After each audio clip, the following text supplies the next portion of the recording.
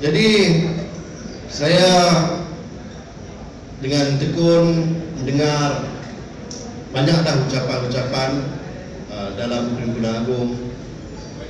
Saya pun kadang-kadang tu terpaksa nak berhati-hati juga lah dalam sebarang ungkapan saya. Cuma mungkin sekadar memberi sedikit gambaran mengenai pandangan saya, terpulang pada saudara-saudari lah nak tafsirkan bagaimana.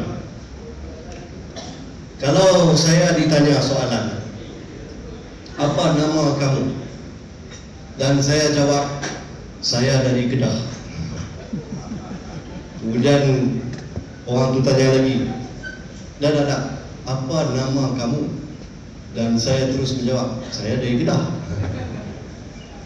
Jadi dia pun jadi bingung. Dia ni tak faham soalan kot. Apa nama kamu?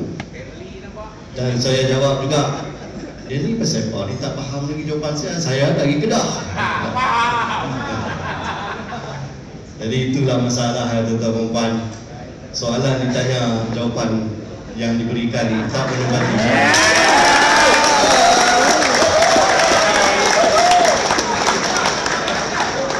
Jadi tak berapa gunalah kalau kita kata dia ni bengak apa.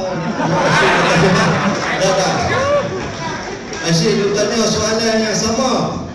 Tanyalah soalan yang sama berulang-ulang kali sebab jawapannya tidak menepati soalan tersebut.